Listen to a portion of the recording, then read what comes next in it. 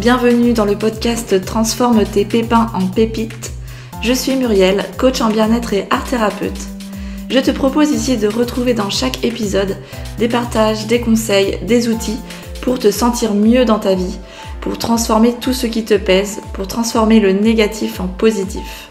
Ici, on passe à l'action pour que ça change et on passe à l'action pour une vie meilleure. Coucou à toi, on se retrouve aujourd'hui pour une nouvelle interview et j'ai le plaisir d'accueillir Angélique. Donc Angélique est une maman de 40 ans qui a 2 filles et elle est assistante maternelle.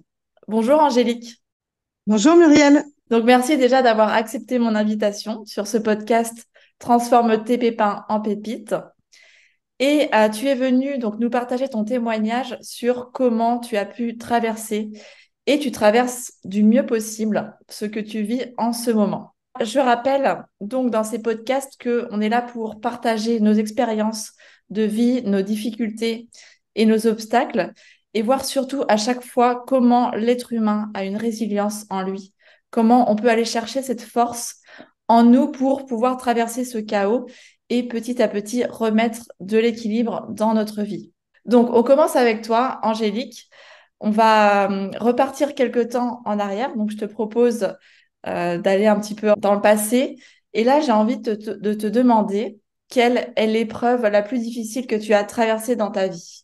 L'épreuve que je traverse en ce moment, c'est-à-dire un divorce très compliqué et avec des enfants que je veux protéger au maximum, 2 petites D'ac- filles qui ont 10 ans. Voilà. Ok. Ça fait combien de temps à peu près que tu es dans cette situation? Alors après, ça date pas d'hier, hein, mais la situation divorce est là depuis le mois d'avril, voilà, D'accord. et n'est pas d'avancer pour l'instant. Ok. Est-ce que tu peux nous en dire un petit peu plus sans forcément rentrer dans les détails, mais juste de nous partager c'est quoi les signes qui montraient en fait une difficulté ou tu sentais que ça allait pas dans ta vie. Le déclic, il a eu lieu quand j'ai eu une descente d'organes en fait et j'ai eu une opération suite à ça et j'ai eu aucun soutien de la part de mon mari et j'ai pris conscience lors de ces, ces 1 mois et demi d'arrêt que c'était définitivement terminé et qu'il fallait que j'avance et donc voilà que j'avance face à tout ce qui se passait en fait, mais en faisant le mieux possible pour que mes enfants ne souffrent pas. Mhm. Ok, donc ça c'était quand à peu près? Je dirais que le déclic, il est venu il y a un an, quoi, à peu près. D'accord. Ok, et donc pendant tout ce temps-là, en fait, tu as eu ces prises de conscience qui sont venues, si je comprends bien. Voilà, et j'ai cherché des solutions pour que ça soit le moins possible difficile pour moi et surtout pour mes filles. Et je suis tombée sur toi, en fait, sur l'art-thérapie, et je trouvais ça un bon compromis entre psychologie, mais trouver des astuces pour pouvoir gérer ses émotions et puis avoir des clés en main pour pouvoir justement avancer dans la situation et que ça soit le moins pénible pour tout le monde. Et qu'est-ce que tu t'es dit dans ta tête à ce moment-là de vouloir faire en fait un accompagnement, enfin d'être accompagné plutôt, ou de suivre une thérapie? Alors déjà, je me suis dit, c'est le bon moment. Tout était au vert à ce moment-là. Que toi, ça m'est venu en regardant Internet, Facebook. D'accord? Euh, voilà. On m'avait parlé de toi aussi avec les filles qui sont suivies aussi en orthophoniste. C'est surtout avancer en étant le mieux possible et pour les filles et pour moi. C'est surtout ça, en fait. Trouver des solutions qui nous va à tous pour qu'il y ait le moins de souffrance possible, en fait. Mhm. Parce qu'un divorce, on sait que quoi qu'il arrive, c'est pas facile, hein. Peu importe l'âge de l'enfant, peu importe le moment où on le fait, il y aura toujours des difficultés. C'est une étape particulière, je sais même pas comment on peut la définir pour moi aussi l'avoir vécue. C'est comment on va au mieux gérer cette séparation dans nos relations, Voilà, tout que à ce soit fait. la relation avec les parents. enfin, entre les parents, la relation parent-enfant. Et il y a tout ça qui se joue, il y a tout ça qui nous challenge. Voilà. Donc là, il y a quelques mois, on peut peut-être dire à nos auditeurs que c'était ça avant l'été, où tu es venu rejoindre l'accompagnement Eden. On a commencé les séances, donc tu as commencé avec tes filles, donc en individuel principalement. Oui. Et quelquefois, toutes les deux aussi, elles sont venues ensemble faire des séances. Alors, j'ai la particularité que ça soit des jumelles. Donc, en Oui, fait, elles sont très complices. Donc, le travail toute seule, c'est pas forcément envisageable puisqu'elles sont très, fusionnel. oui, voilà, fusionnelles. Elles sont très fusionnelles Ouais. toutes les deux. C'était Oui, plus facile de le faire toutes les deux en même temps que l'une après l'autre. Même si on a ouais. eu des séances qu'elles avaient besoin quand même, elles restent des personnes individuelles aussi, donc elles ont fait aussi des séances individuelles. C'est ça. Voilà. Ça, c'est important de, oui, de le souligner.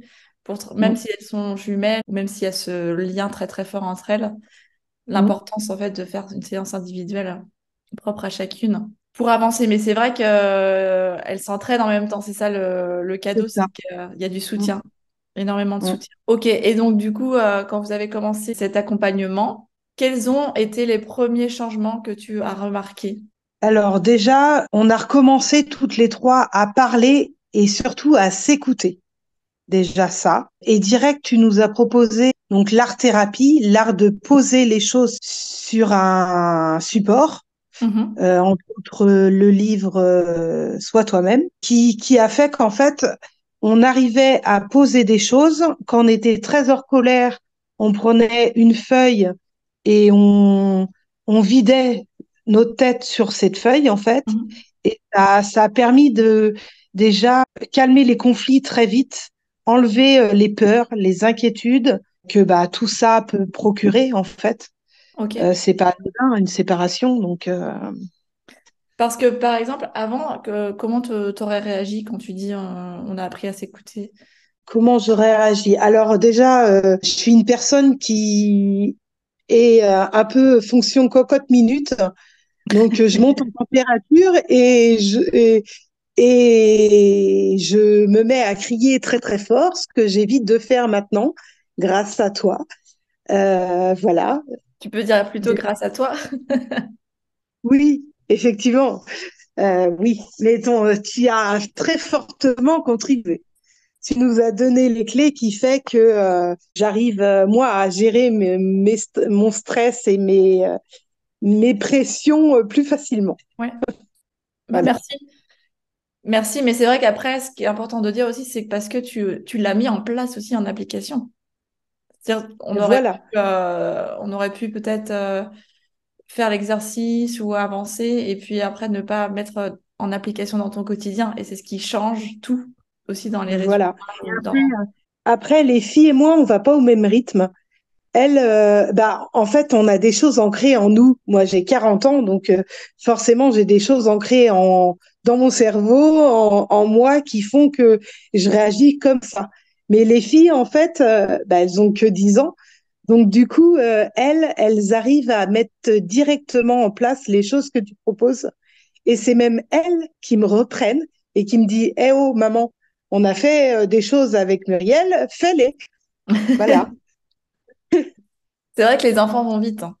Ils vont très très c'est vite. ça. On Beaucoup plus sent que rapide que nous. les Mm. barrières sautent peut-être plus vite. Est-ce que c'est, comme tu dis, en fonction de notre système de croyance ou aussi on a Ouais, peut-être plus d'expérience de vie? c'est ça. Qu'est-ce que tu mets en place maintenant? Parce que donc tu as fini, enfin vous avez fini l'accompagnement avec moi. Au jour d'aujourd'hui, qu'est-ce que tu mets en place dans ton quotidien avec tes filles? Alors déjà, quand il y a un conflit, on fait par étapes en observant et en essayant à travers le schéma que tu nous avais donné, en s'écoutant, en visualisant de loin l'obstacle, en essayant de résoudre les problèmes tous ensemble, sans s'énerver, en se posant. Déjà, il y a ça. Mhm. Euh, Dès que elles ont un stress ou une inquiétude, on pose sur papier, on fait du dessin ou autre chose. La pâte durcissante aussi, elles aiment bien. leur permet de poser les choses. On a une gomme magique qui sert très souvent aussi. Et puis moi, je gère mieux mon stress. Alors, j'ai beaucoup de choses sur les épaules, donc je fais des petites listes pour faire au jour le jour, pour pas me surcharger. Et puis, le moins important, je le mets au lendemain, au surlendemain. Et puis, c'est les clés que tu nous as données aussi pour savoir gérer nos stress, nous organiser. On Oui, fait tu au fais jour d'abord le ce qui jour. est prioritaire et important pour toi. Voilà, tout à fait, ouais. Ok. Mm. Et qu'est-ce que du coup ça change dans tes relations au jour d'aujourd'hui? Alors, je suis beaucoup plus posée avec mes filles et je monte beaucoup, beaucoup moins dans les tours avec tout le monde. Et je me suis ouvert aux autres aussi. Alors, vu qu'il y a un changement aussi très important, je m'apprends à m'aimer aussi et surtout à prendre du temps pour moi, ce qui n'était pas arrivé. Depuis la naissance de mes filles, puisque jumelle et assistante maternelle, c'est un sacré boulot. Donc, je me force à prendre du temps pour moi et ça fait du bien. Alors ça passe par quoi prendre du temps pour toi? Eh ben, ça passe par lire, ce que je ne faisais plus depuis très longtemps. Ça passe par dessiner, peindre, mais aussi aller se promener, observer la nature, faire une pause dessin, faire une pause musique. Voilà, avoir des moments rien qu'à soi, ou alors aller au coiffeur, se faire un maquillage. Voilà, prendre du temps. Et puis avec mes enfants, je reprends le plaisir aussi de faire des petites choses toutes simples, des recettes de cuisine, des activités manuelles que je faisais essentiellement au niveau de mon travail. Donc je reprends plaisir à faire ça. Et puis à se promener tout simplement, sans rien demander en retour, aller se promener, voir les couleurs ou à la plage ou voilà. Si tu dirais ça maintenant à la Angélique d'il y a quelques années, qu'est-ce qu'elle pourrait te dire? Attends. Respire. Voilà, prends le temps. C'est puissant en fait. Ces questions, elles sont puissantes parce que elles nous font prendre conscience en fait à quel point on chemine et on avance à chaque fois dans notre vie. Et je parlais en début de la résilience et cette force qu'on a naturellement, qu'on peut aller chercher à l'intérieur de nous. Alors, vas-y, repose ta question. Ah, Si je repose ma question, si voilà, si elle entendait, si Angélique il y a quelques années, elle entendait tout ce que tu viens de nous partager, qu'est-ce qu'elle pourrait dire de ça? eh bien, la Angélique de maintenant dirait que j'ai fait un sacré chemin et que je suis fière de moi, du chemin que je fais et que je fais encore. J'ai arrêté de subir la vie et je la revis à nouveau. Mhm. Et je prends plaisir à faire des choses que je ne faisais plus avant. Voilà. Là, tu parles de l'Angélique de maintenant qui dit ça, celle du passé. Et celle du passé, elle y aurait cru à tout ça, que c'est Celle possible. du, pa- celle du passé, l'Angélique du passé, elle avait baissé les bras. Elle en avait marre. Elle savait plus comment faire avec ses enfants, avec sa vie. La Angélique d'avant, elle était triste, fermée sur les autres. Et la Angélique de maintenant, elle essaye de s'ouvrir plus. Alors, c'est pas facile tous les jours, hein. On avance petit pas par petit pas. Ça Mhm. serait pas en 5 mois, mais je progresse et je reviendrai pas en arrière pour le moins du monde. Voilà. L'art-thérapie a permis de poser plein de choses et surtout m'avoir donné plein de clés pour vivre mieux et pas subir la vie, la vivre pleinement en Ouais, fait. ouais, je comprends. Mm. Devenir, toi, en fait, l'actrice, la créatrice, Voilà. qui Mm. décide quel sens, en fait, tu veux donner à ta vie. C'est ça. Et tout en prenant soin de soi, des autres aussi qu'on aime, de notre entourage, des gens qui nous entourent. Après, il y a toujours des hauts et des bas, mais en fait, les bas sont moins bas parce que tu dis, allez, aujourd'hui c'est dur, mais demain, ça sera différent et voilà, chaque jour est différent et faut pas que je reste sur la tristesse parce que sinon je vis plus en fait. Donc Mm. en fait, je préfère, oui, avoir des jours où ça va pas, mais j'arrive à me relever qu'avant, j'arrivais plus à me relever en fait. Et là, la Angélique de maintenant, elle s'en prend encore plein, hein, mais elle arrive à avancer petit à petit, à voir le grand chemin qui s'ouvre devant soi et qui sera beau Ouais. et qu'elle ne subira pas. Ouais, c'est un autre état d'esprit en fait, Voilà. où on va aller Mm. chercher en profondeur des choses qui vont plutôt nous tirer vers le haut, apprendre aussi à accepter bah, quand on est dans l'inconfort, C'est ça. quand on est Mm. émotionnellement, c'est difficile, voilà, où il y a des choses qui sont, comment dire, compliquées à vivre dans notre vie. Mais c'est vrai que c'est cet état d'esprit d'aller toujours dépasser les peurs, dépasser l'impossible. Voilà. Mm. Et moi, j'ai la curiosité de savoir, est-ce que les autres dans ton entourage, tes proches, tes amis, tout ça, ils s'en rendent compte? Oui, oui, oui. Eh ben, en fait, mon état d'esprit a tellement changé qu'il y en a même qui disent, mais en fait, on ne te reconnaît pas. Qu'est-ce qui t'est arrivé? Ils sont quand même pas partis en courant. Non, non, au contraire, au contraire. Non, non, bah non, parce qu'en fait, être toujours négatif, ça donne pas envie que les autres viennent à toi, Bah oui. justement. C'est Donc, devenu magnétique, alors voilà, le positif attire le positif. exact. Voilà. Yes. Mm. C'est chouette. Et du coup, j'aimerais aussi que tu nous partages des conseils ou un message que tu auras envie de dire justement aux familles qui vivent ça, parce que c'est vrai qu'on est beaucoup de familles à se séparer, où les parents se séparent, ou quelquefois aussi les relations sont difficiles parce que ben, la séparation, ça engendre plein de conséquences. Qu'est-ce que tu pourrais leur dire à tous ces parents qui nous écoutent? Alors déjà qu'ils sont pas tout seuls, hein, que malheureusement, il y a beaucoup de personnes qui passent par là et qu'il ne Mm. faut pas hésiter à aller chercher des solutions. Alors moi, j'ai trouvé par l'art-thérapie, mais il y en a qui peuvent trouver par autre chose, que en fait, quand il y a une séparation, on a besoin, qui est enfant ou pas enfant, de se faire aider. Des fois, ça vient vers nous tout seul, en fait. On en Ouais. parle et puis pendant des années, on me disait, en fait, qu'est-ce que tu fais? T'es pas heureuse, reste pas. Je n'entendais pas, en fait. J'entendais pas tout ça. J'ai eu ce fameux déclic qui a mis du temps, certes, mais qui est là. Du coup, ce déclic m'a ouvert plein de portes et on ouvrira encore certainement.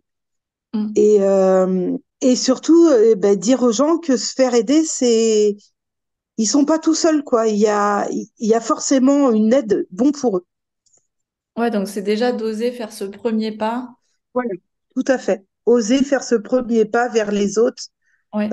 et chercher ce qui nous correspond à nous pour aller mieux. Il y en a, c'est juste reprendre le sport, travailler plus, et il y en a d'autres, bah, c'est se faire écouter, faire de l'art-thérapie ou aller voir un psychologue ou voilà, Ouais, chacun sa aller solution. chercher une ressource qui nous parle.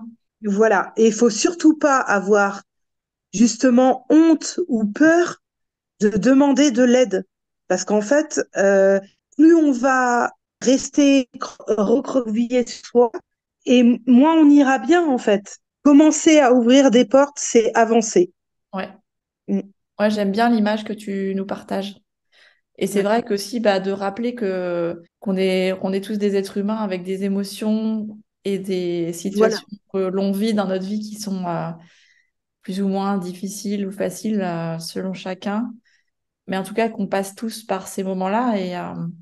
Et c'est vrai que de ne pas rester seul, ça permet d'aller beaucoup plus vite et surtout bah, de se libérer de tous ces blocages émotionnels et puis de trouver des solutions. J'aime bien quand ouais.